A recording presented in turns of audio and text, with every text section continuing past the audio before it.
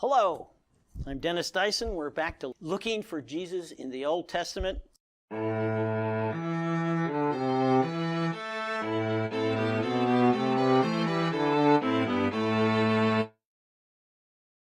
Today we're going to be looking at God and his choosing of a people to carry his message of salvation and choosing a land where that would take place. Very interesting story here. It's a story about Abram or Abraham. God changed Abram's name to Abraham. I'll just call him Abraham. He was living in what now is part of Iraq. He lived in two cities there, Ur and Hera. He was 75 years old when God chose him to be the start of a people that would bring the message of Jesus to all the world. So in Genesis 12, Abraham was sitting one day. God gave him a message. I don't know if it was sent by an angel. I don't know if it was a dream, but God sent him this message. And God said to Abraham, "Go from your country and your father's house to a land I will show you. I will make you into a great nation. I will bless you. I will make your name great, and you will be a blessing. I will bless those who bless you, and whoever curses you, I will curse. And all the people on the earth will be blessed through you." This is a marvelous thought. Abraham, 75 years old, his wife Sarah's 65, and God tells him, I want you to leave your family, leave your friends, and travel to a far country, and then I'm going to bless you. What does Abraham do? Packs up all his belongings, takes his wife, his nephew Lot, all their sheep and goats and camels or whatever the livestock he had, and he travels from there to Canaan. And God does bless him. Now let's look at those blessings, those promises that God made to Abraham.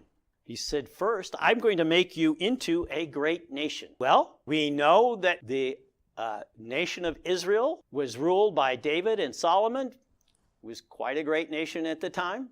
Even today, Israel is now a country in the Middle East, ruled by descendants from Abraham. But there's other descendants too. The Arab nations that are in the world today are also descendants from Abraham. God said, I will bless you, and he certainly did. Abraham became a very rich and powerful person, even though he didn't own any property. God said, I will make your name great, and he has done that. Here we are 4,000 years later, and he is considered to be the father of three world religions: Christianity, Islam, and Judaism. Definitely has a popular name. Billions and billions of people look at him as the father of their religion. He says, you will be a blessing. Through you, many people were going to be blessed. He saved his nephew Lot and the people of Sodom at one time. He was a great neighbor to the people that were around him. He was a blessing. It also says, I will bless those who bless you, and I will curse those who curse you. That is an important one, even for us today. In fact, I believe that the peoples of the Middle East and the countries that surround Israel today, if they would bless Israel, well, there would be peace and prosperity throughout that region. All the peoples of the earth, this is the last one, and it's the most important. All the people on the earth will be blessed through you. This is where we find Jesus. This is where we see Jesus peeking back at us from the Old Testament, because he was born 2,000 years after Abraham to a descendant of Abraham and to the people of Abraham.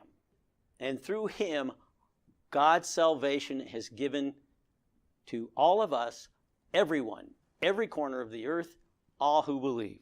Definitely a blessing. So, I have a question. Why would he send Abraham from the land of where Iraq is today to the land of Canaan?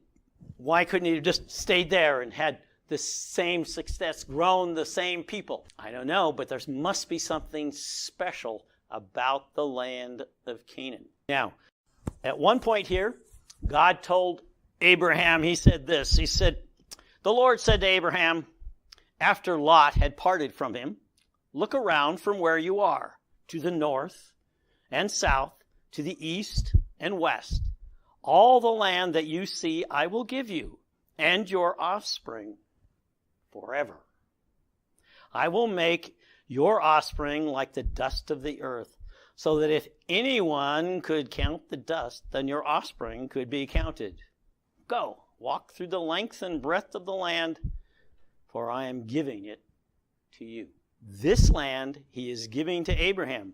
However, Abraham never owned but just a burial plot on that whole land.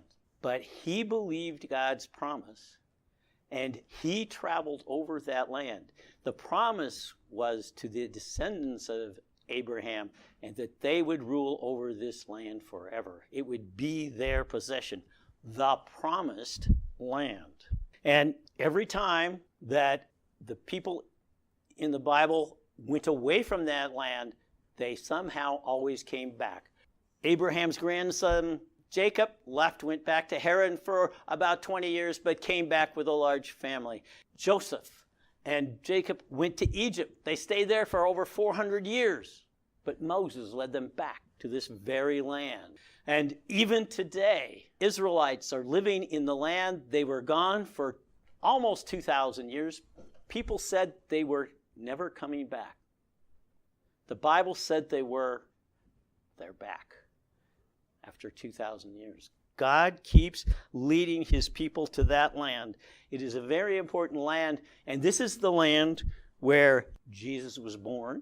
This is where he died, and this is where the Bible says he's coming back. This is a very important piece of real estate. It's the only real estate on all the earth that God has deeded to any given people. Notice it says he's giving it to them forever. So to summarize all of this, we have Abraham and the promise to him that through him all the world is going to be blessed. Jesus is that blessing. And Canaan is the land of promise and the land that Jesus will return to. You guys all have a great and wonderful day, and I'll see you later.